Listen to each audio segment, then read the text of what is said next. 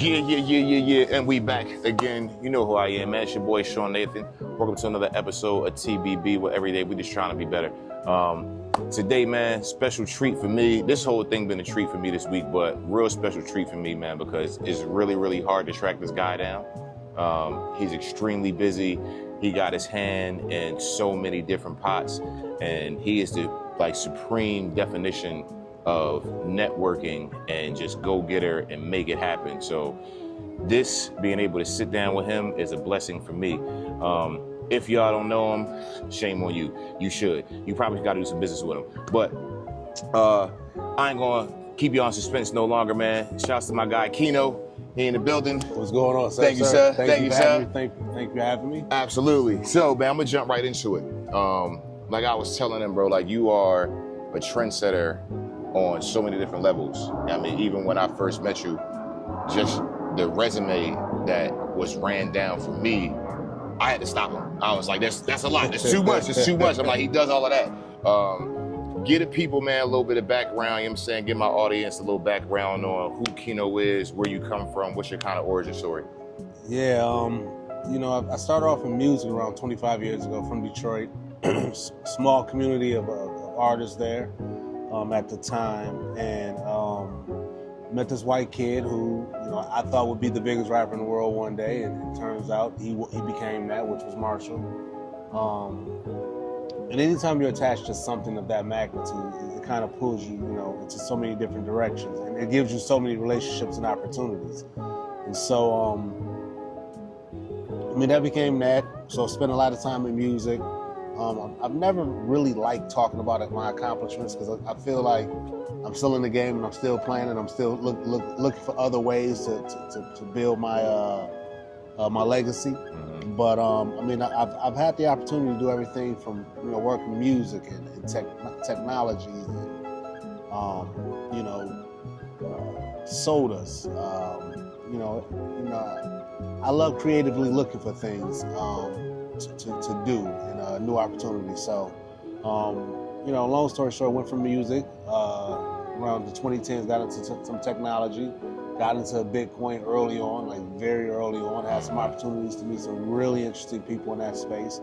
And so I've had the opportunities to go from music to tech, finance, politics. I've had my hands in everything, man.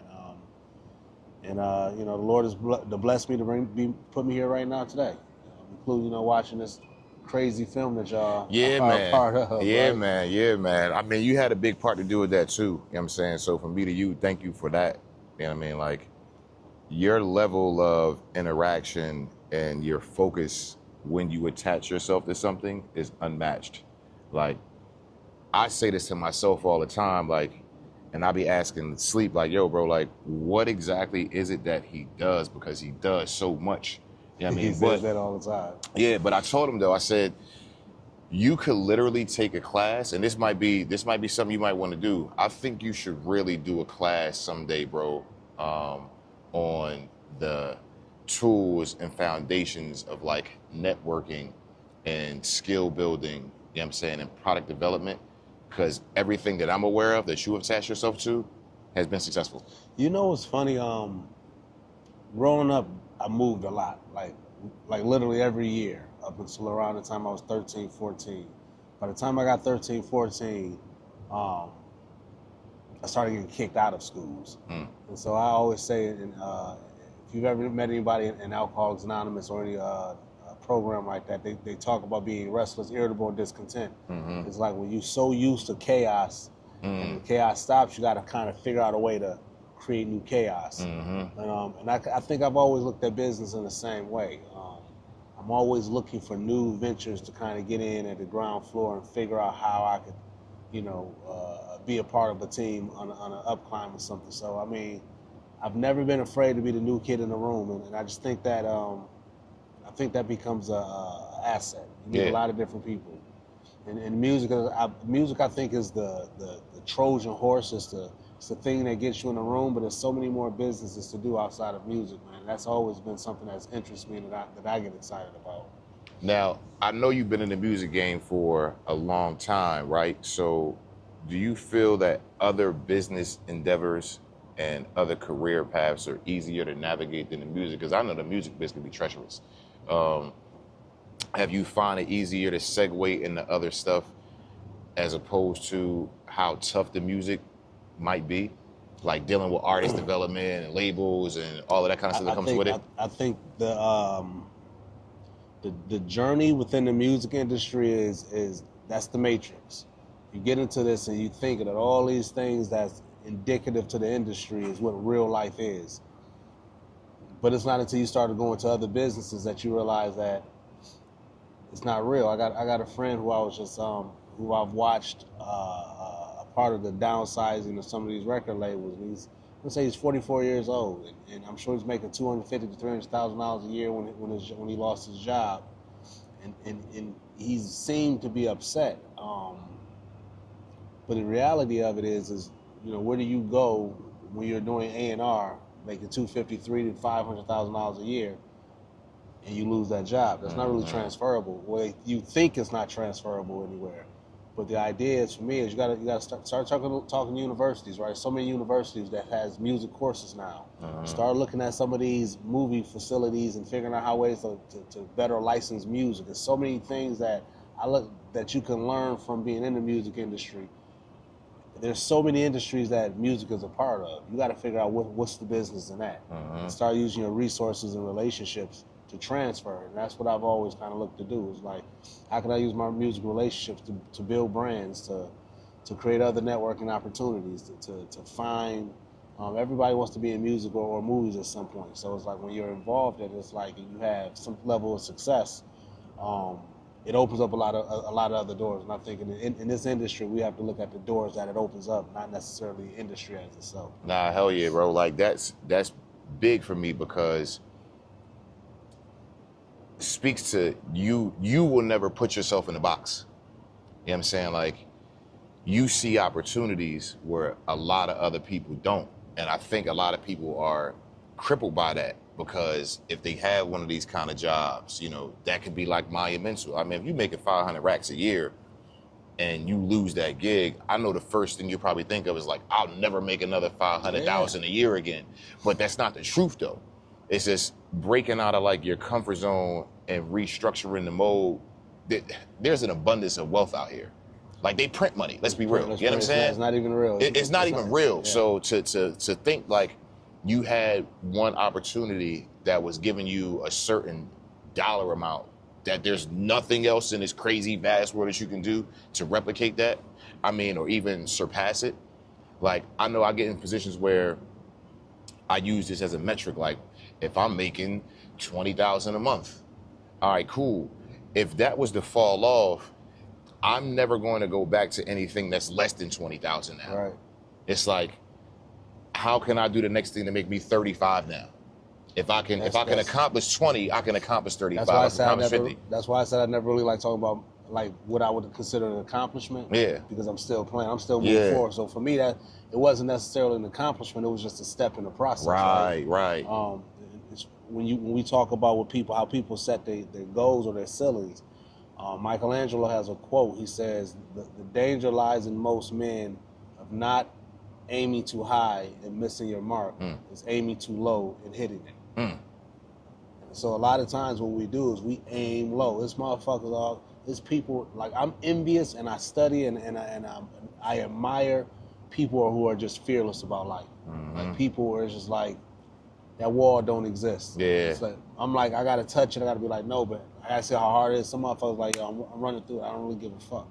It's either me or the wall. That's like a fearlessness that I think you have to succeed on those levels, but also to be able to remove walls and boundaries and ceilings and floors and look at everything as the world and the universe as just a big open space, right? It's more space.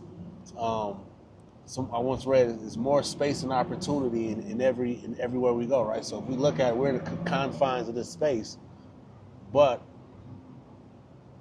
it's more space to build, right? So if you look at, if you've ever been like in New York or Philly even, and motherfuckers be like, where are they finding more space to build? That space had already been there. Yeah, exactly. You didn't see it. Right. But the builder and the architect, when they're looking at, they see those spaces, right? And they see what they can do and how to maximize it.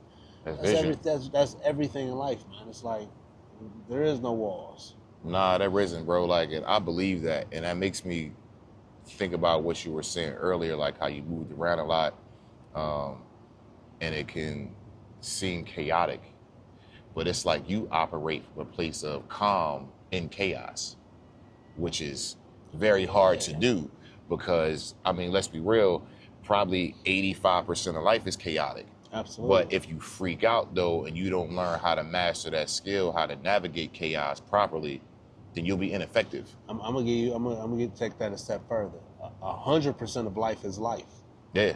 How you perceive it is gonna be your interaction with it. Yeah. So if you perceive it as chaos, Right. it's gonna be Chaos. chaotic, Right. If you perceive it as calm and peaceful, it'll be calm and peaceful. But I life agree is gonna with be that. life, right? So I like that. the idea of having a good or bad day is really, for any individual, is based on how you perceive that day should be versus how that day really is. Right. Right. It's like you put shorts on and a tank top and get a picnic basket, and it rains. You gonna say it's a bad day, but it was gonna rain regardless of if you had that planned or not. So now your response to that event is really what makes life is really what it is. Right? Yeah, it is. Life is life. Yeah. Like it doesn't change. It doesn't do one thing great for one worse. I mean, there's 8 billion people on Earth. It can't be satisfactory to everybody, so it just is. Yeah. It gives us all the same elements. It gives us all the same, believe it or not, opportunities. What we have to do, how we get to those opportunities and advance from them is a different story, right? But we all have the same opportunities every morning that we wake up. It's how we want to advance towards our end goals. Yeah. That we rate what it is, right? Yeah. But life is life. It is. That's a lot of internal strength too, that as I interact with people, I notice that a lot of them don't have that perception. You know what I'm saying? And that's what I'm hearing you say, that is, how do you perceive this? How are you perceiving your day? You know, we could be in the same situation, you know, like we could work for the same employer, you know, make the same amount of daily rate, hourly rate, whatever it may be, and your interaction with it can be totally different from mine. You know what I'm saying? So yeah, like how you internalize stuff, definitely I think dictates with the outcome. What you feel you're entitled. Yeah. Right? What you feel like you're entitled versus what the person next to you feel like he or she is entitled. Right? And that doesn't mean that I don't feel like I'm entitled to, you know, the best of riches of the world. I can feel entitled to that, right? The next step is, do I feel like that's something that I need to work to attain, or do I feel like that's something that the universe is supposed to grant me, right? But it's there already. It's like there's nothing that we see that hasn't been created by the universe, that it hasn't existed before, that somebody didn't think about, right? Somebody didn't create. I mean, as a songwriter, you know better than anybody. Like, you take words and ideas and you conform them into a rhythm, and you create a piece of music and you shoot a music video. Like, that's like the birth of an idea that like people don't even realize that. Right? Like, we don't realize that we're listening to music. That's someone creating and birthing an idea and presenting it, and it lives forever. Yeah. Like, everything that we see is an idea created. So if you can conceive that, and you can conceive that every one of those steps, every one of those people who you consider successful has gone through a process to attain that level of success. Right on my head, yeah. Then at that moment, it's like life is just life. Yeah. Now, how do you get from where you are to where you want to go? Yeah. And how do you accept where you are, which is the most important thing, no matter what it is, right? Where am I at right now? Right. I'm on the west side of Philly. I'm in the slums of Detroit. I'm in whatever, the slums of Brazil. I'm here. I'm wherever, right? That's where you are. I'm black, I'm white, I'm Jew, I'm Gentile, I'm man, I'm woman, I'm whatever it is, right? That's where you are. Now, where you want to be. And whatever it is you want to be, you got to just understand that you have to take those steps to get there. And every great man, woman, child, or being that we've ever studied, that we've ever admired, that we've ever looked up to, you can see the pain and struggle in their steps to get to where they are. And a lot of, for black and brown people, is ended in death, right? But we're not talking about Nelson Mandela if he didn't sit in that prison for 27 years, right? Exactly. We're not talking about Muhammad Ali if he wasn't willing to give up. Like, our greatest icons, Mother Teresa or whoever you're looking at, we don't talk about them without talking about the struggle that they had to get to. Yeah. So if you understand that, when the people we most admire, we make movies, we write books, we create these huge moments of flowers for them because they've went through some shit. Then you got to realize in order to get to where you want to go, you got to get through some shit. Yeah, facts. Once you can say that, once I can say, well, damn, Nelson Mandela had to sit in prison for 27 years. Yeah. To free South Africa of apartheid, he had to give 27 years of his life to do this. To make that change. Who the fuck about to complain about 10 minutes or 2 hours or 10 days or a year? Yeah, facts. Right? Facts. That's the process, man. Yeah. Nah, that's one of the things that I try to ground myself in, man. These are two words that I put together all the time. I say whether tragedy or triumph. Like, in order to get to the triumph, you gonna go through tragedy. Have to. You have to. You know what I'm saying? And it's like you were saying, it's either me or the wall. You know what I mean? Like, and I believe if the dream doesn't really scare you, it's not big enough. It's not big enough. It's not big enough. Big enough. Like, it can be done. I mean, even when you saw this white kid from Detroit who now is globally, nationally known, like, that was probably like, this might scare me a little bit. But y'all took a step and a leap of faith, and we all see what that happened. You know what I'm saying? What happened with that? But yeah, I mean, listen, man, I seen this skinny kid from Philly who was parking cars when I met him. But I didn't even know. I seen him, I don't know, 10 years later, write direct, edit, cast, blah, blah, blah, like from top to bottom, finance a film and get in the South by Southwest Film Festival. Yeah, man. Like, yeah, tragedy and triumph, bro. And he just walked. If you watch him go through the process, it was like, I'm just gonna go through this process, and everything was a step. Yeah. And it just ended up here. Yeah. Right? But the ability to calmly and confidently take those steps, right? Right. That's all fucking life is, right? It's once you realize, okay, that fear moment, that scary place is here, and you become what's the word I want to use? Like sort of unwavering. Unwavering. Like, I can't think of the word I want to use right now, but I can use unwavering. When you become unwavering in that idea of maintaining that goal, everything else is steps. Yeah. Everything else is steps. You work out in the gym. I tell people all the time, when you work out, the only people that, and this might sound bad, the only people, I'm gonna say it a little bit more PC. Don't do PC. The only people who complain about working out are people who aren't in shape. I'm gonna say it like that, and I'm gonna tell you why. Right. Whenever you ask somebody why they don't want to work out, it's the worst question, that worst answer they can ever give, because I get sore.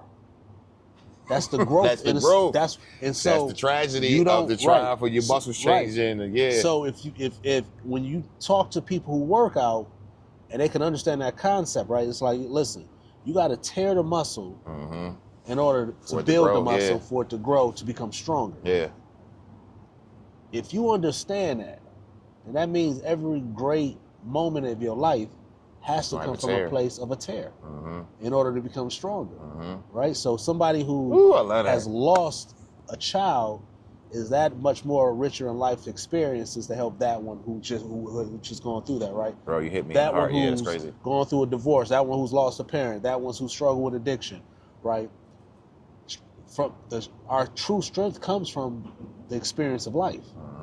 Yeah. Not the good shit. Yeah. Not the wins, not the trophies, all the shit it takes you to get through the tears. Yeah. Life is not about the celebration. It's about the tear building up to the tear. Yeah. To make you stronger to go to the next thing. Because without that, you have no celebration. You have nothing. You don't even understand it, right? And so that's what makes, I think, black people so special. Black and brown people, make a lot of women in certain scenarios. I mean, there's so many amazing people throughout the history of life.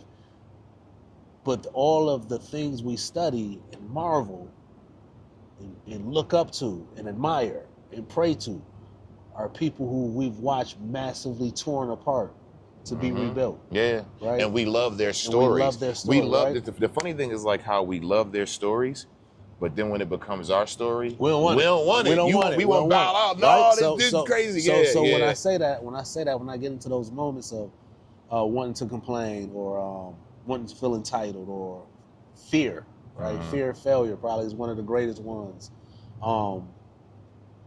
I gotta look at the Muhammad Ali's. I gotta look at the Mother Teresa's. I gotta look at the Jesus Christ, right? Those who have given their lives and dedication. The word I was thinking about, obsessed, right? Oh, yeah. Obsessed with their mission. Yeah. It's like they were their mission. Like, right. You can't separate Christ from God, right? You can't separate the stories of Muhammad Ali in boxing and his unwavering faith to the human rights movement, right? You can't separate Martin Luther King from. So when you become obsessed, right, with your life's work, with your life's mission, right, and those are the fearful, right? Those are the scary goals, right? Hell yeah. You don't think about money. Yeah, you don't. No money, right? Like when you think about somebody like Michael Jordan, who's the best who ever did it, he wasn't practicing in a bank. You know what I'm saying? Yeah, facts, right.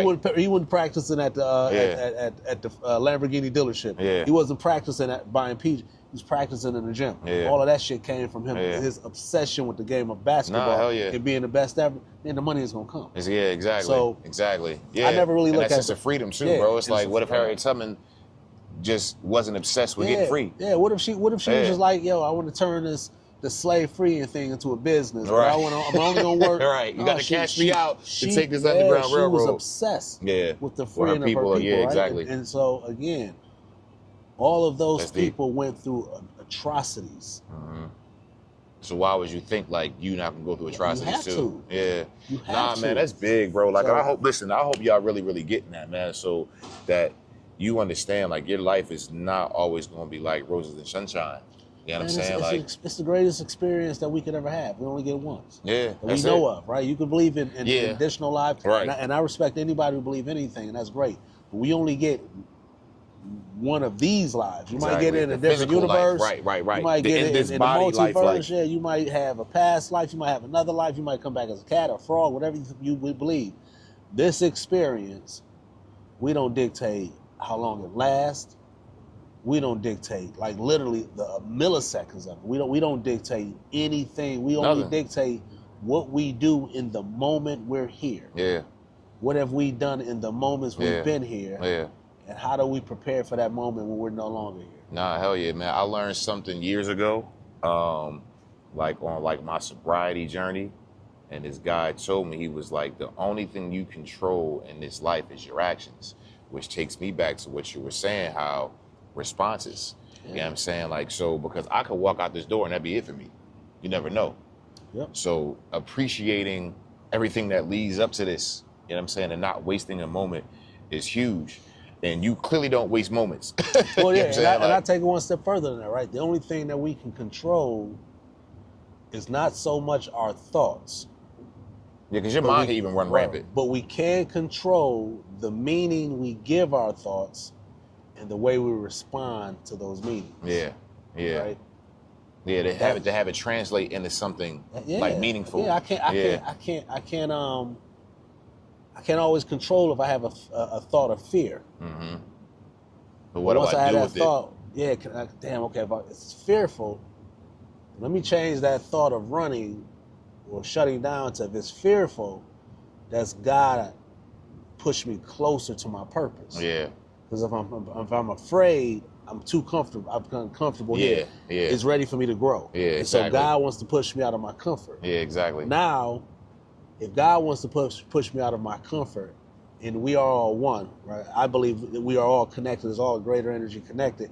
If the energy is trying to pull me closer to it, then that must be a good thing. No, so it is. now I have to approach, which is completely different from, I'm fearful of that because I've never seen it done before. Yeah. I've never seen anybody accomplish this. So I've changed the meaning, which now I changed the way I react to it. It's crazy because every time, and people who really, really know me know, like, once my life starts feeling like it's getting uncomfortable and it's getting like a little bit hectic, I give praise. I worship in those moments because I know that is God asking for more, or I know he's getting ready to do something like where I have you right now is where I bought you. I need to take you somewhere else. So now I'm about to disrupt some things a little bit. I'm gonna shake it up a little bit. So get ready. So once things start going like, and they don't even gotta be going crazy haywire. The building ain't gotta fall down beside me, but you feel it. As a person, you know when things are like, all right, this is not as calm. The waters ain't as calm as they were last week or 2 weeks ago. So when I start to feel that disruption, I know it's God calling me out into something greater. Absolutely. And you just gotta accept the challenge. You know what I'm saying? To be like, all right, quiet everything, listen. This is why I named my daughter Silence, bro. You know what I'm saying? Because when she gets older, I want her to know that your name means to silence all the background noise. Shut everything down. Focus on the voice of God. When disruption starts happening, all right, it gets loud, silence everything. And then you can focus on his voice and what you got to do next. You know what I'm saying? Like, and I know you a supreme dude of that, man, because I always see it in like all of your works, you know what I'm saying? All of your business endeavors. I mean, shoot, even this, you know what I mean? Like, I want to jump into your lolly, bro, because the tone of just legalization of like THC recreationally. I moved to LA back in 2007 when you had to have a medical marijuana card, where you couldn't just walk into a store as any old body and grab it. Like, you had to go see a doctor, or you had to know somebody. Like, now, this is a huge business. You know what I'm saying? And I think this is genius. There used to be, like in my day when I would still like smoke a little bit, I kind of stopped smoking, but I would still drink like THC drinks though. They were like strawberry lemonade infused THC joints, and they were strong though. Like they would sit me down. So tell me about this lolly, bro. Like, obviously, you know what I'm saying, like, well, I'm gonna let you do that because I see 420 soda on it. So break it down for me what this is. So lolly is, I've had the opportunity to join an amazing team of people with an amazing product, and the lolly team. I got a call from a friend of mine who was one of the investors in the product, and he said, we have a product that's coming down the pipeline. They were in the space before with another very successful product, THC product, which is a THC spirit. So it's non-alcoholic, but we call it a spirit, called Pomos. And Pomos had done amazingly well for us, and it's doing amazingly well. So they said our next product, and we want to grab in the portfolio, is a soda. No one has touched a soda in the THC space. And in this one, we want to be a little bit more fun, a little bit more funky. We want to take the traditional soda flavors, which is grape in your hand, cherry cola, and orange, and we want to remix it. So, one, I say this: I'm in the soda business. I'm not in the THC business. Right. THC just happens to be a ingredient of the soda, right? Right. So people in the soda business don't say we in the sugar business, right? Right. They sell soda. It just happens sugar is an ingredient. Right. So we approach it the same way. But it's our first partner was Specs in Texas, and so we're in all the Specs throughout Texas. So you go into, and this is what really drew me to the excitement of the project and the product, is when they told me we were going into a liquor store.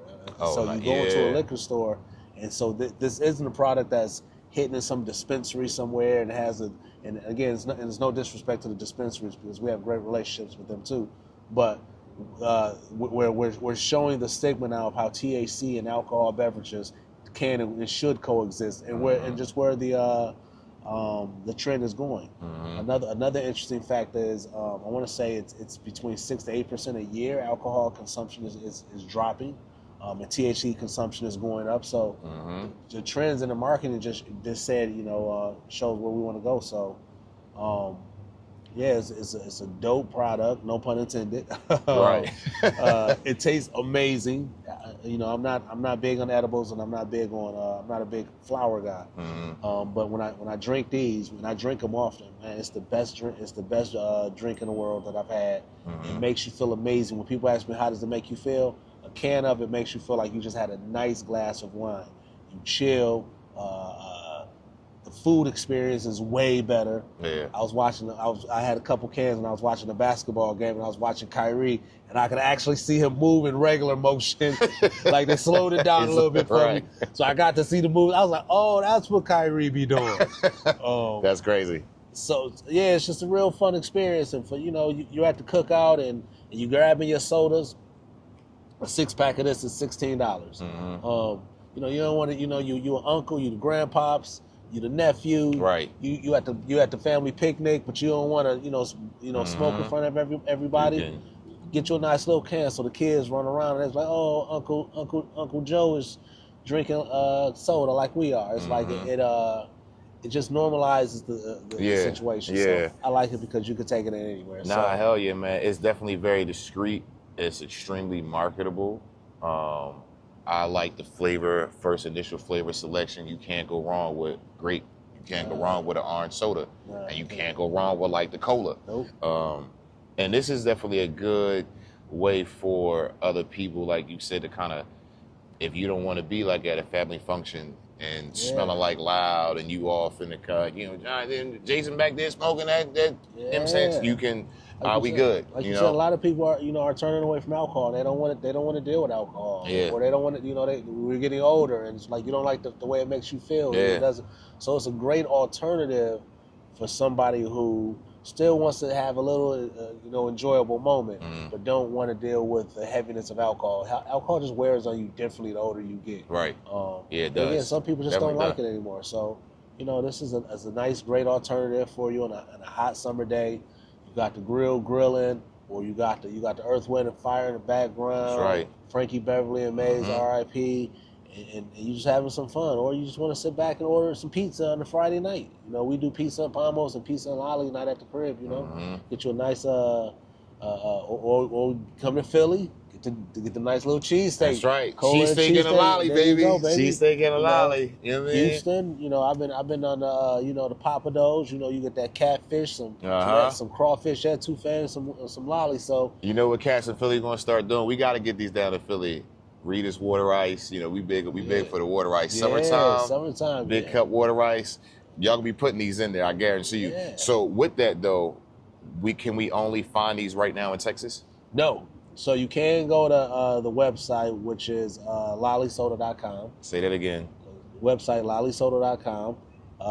Find us on Instagram, at drinklolly.com. I'm sorry, at drinklolly on Instagram. My apologies. And yeah, you can order online as well. So you can order online. We ship everywhere in the U.S. except California and Colorado. That's a long story. Okay. Yeah. But we do ship everywhere. Y'all know how that goes. We do ship everywhere. Actually, we might even ship in California and Colorado now. But we ship everywhere. Go online. What's the price point so we can kind of get an idea? A 6-pack is $16. Okay. So it's super affordable, right? It is. Okay. It's probably cheaper than anything on the market, not because of the content or the quality of it. It's because we wanted to give a true, pure an experience that maybe somebody, again, who may not want to drink beer. Right. Or may not want to drink hard sodas or seltzers, rather. There is no hard sodas, I believe. You can lighten up your mood and again, just chill. And y'all don't have any restrictions on sending lolly through the mail, even though it has like an ingredient of THC? They don't? Nope. Okay. Nope, it's completely legal. All right. We're not breaking no laws. You just got to be 21 and over. Right. All right, y'all hear that, man. So don't be on Instagram if you're 16, 17 trying to buy these lollies. You know what I mean? But no. Please go support this, man. This is a great product, bro. Like, again, just ingenuity. Like, when I tell you he does everything, you know what I'm saying? Like the epitome of not putting yourself in the box and going and reaching for other things and staying creative. So if you got that $500,000 a year gig and you lose it, like, there's something else you can do. Like, stop thinking like there's only one track to this. Like, there's 1,000 million tracks in life to how to get to where you want to get to. And my man Kino is prime example of that, you know what I'm saying? So I want to say thanks, bro. Thank you, for blessing me, dog. Thank you. You know what I'm saying? I love and follow everything you do, bro. Like, even from afar, I keep myself locked in and keep a close ear to your movements, because even though we have these great synonymous people, the Harriet Tubmans, the Muhammad Alis, the Mikes, like the people who we really couldn't touch, I'm all about connecting with the people who I can touch. You know what I'm saying? And Michael Jackson said that, it would be a horrible thing. And Right. Not in that way, you know what I'm saying? Like, don't want to just touch anybody. The people who are close enough to me so that way I can draw inspiration from them. By you know what I'm saying? them? By staying in close proximity. Okay, You know what I mean? Close proximity. You know what I'm saying? We going back to COVID days. But nah, man, like keeping that close proximity in my mind and paying attention to what the people who I have access are doing and how they never stop. Like they never stop. You know what I'm saying? Like sleep never stops. You know what I'm saying? Page never stops. You know what I'm saying? Like those are some of the things, bro, that inspire me on a whole nother level that keep me rolling, bro. So I just want to say, appreciate your time, man. Thanks for doing this. You know, speaking of Paige, man, you know what I think Paige should do? I think Paige should do like a man of the streets type of thing, where he just walks up to people and he just uses his like regular verbiage of words, whatever dialect.